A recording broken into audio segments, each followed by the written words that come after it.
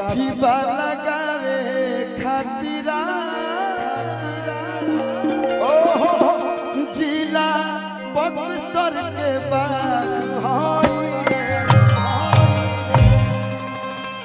लोग के जिला हो तो हमनी के बाघावा जिला हो टाइटल लगावे के नाम पड़ेला पहले से टाइटल लाग के आइल बा कौन जिला भैया कि नचया गवाना ही तो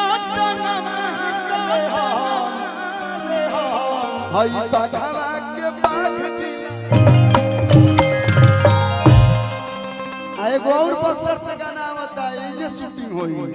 आ सब भाई के रहे के बा तो बाघ जिला हो तो बाघ जिला कैसे बाघ गरजे लसो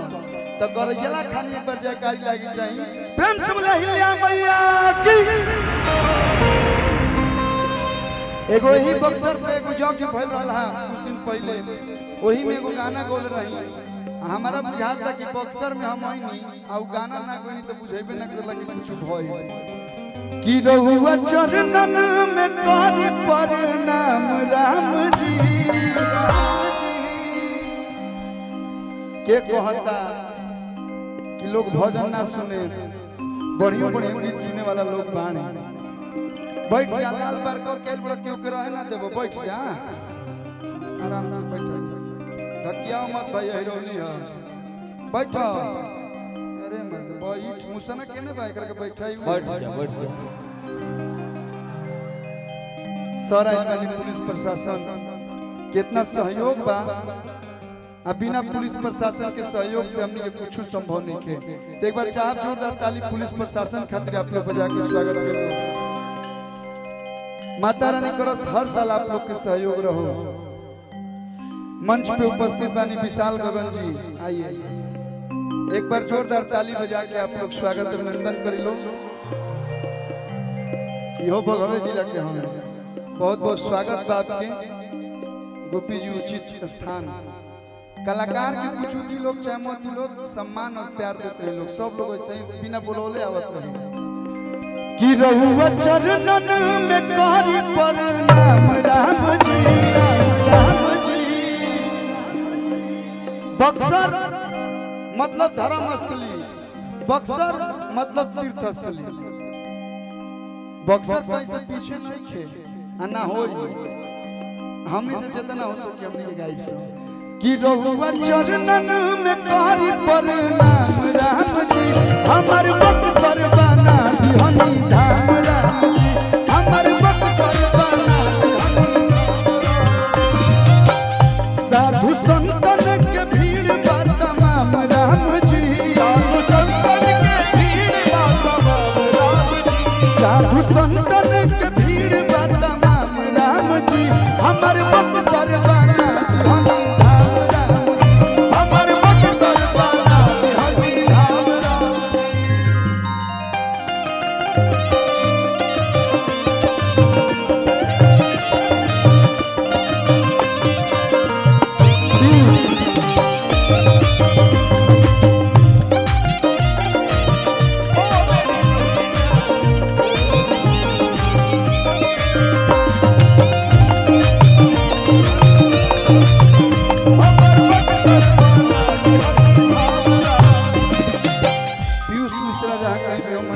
पीयूष भाई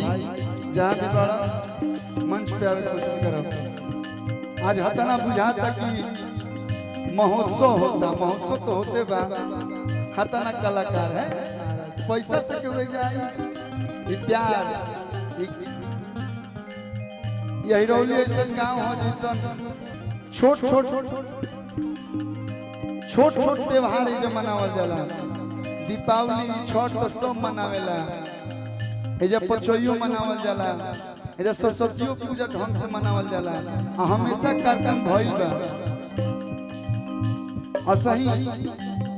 गोपी भाई के लोग आशीर्वाद लोग एकर ले बड़ बड़ कार्यक्रम और करो रउआ लोग के आशीर्वाद के बिना कुछ भी जना हो सकेला अवध छोड़ी रघुनाथ श्री रामचंद्र जी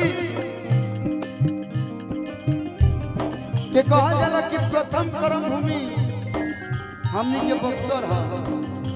ए जे यहाँ के पहला बार छोड़ले रहनी तरीकवा के जे वध कइले रहनी अवध छोड़ी रघुनाथ विश्वामित्र जी के साथ ओह तरीका के वध कइले रहनी अपने हाथ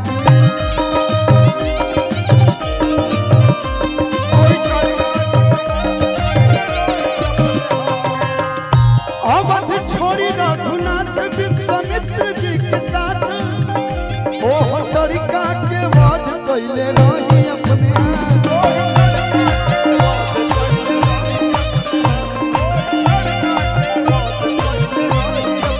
हमारे हताना यूट्यूबर भाई आई वालों सब लोग के स्वागत बा सब लोग के धन्यवाद आप लोग सही आवत रहे लोग हमारे गांव और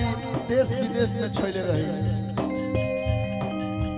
सुख संतन के दिहनी तमाम राम जी सुख संतन के दिहनी तमाम राम जी हमर बक्सर वाला दिहनी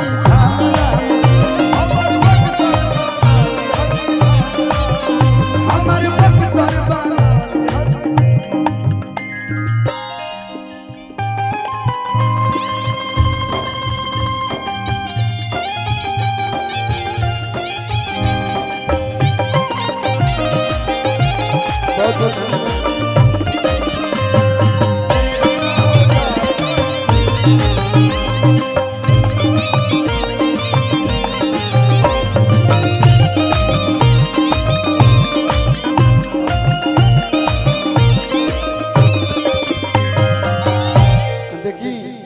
हम गांव के हैं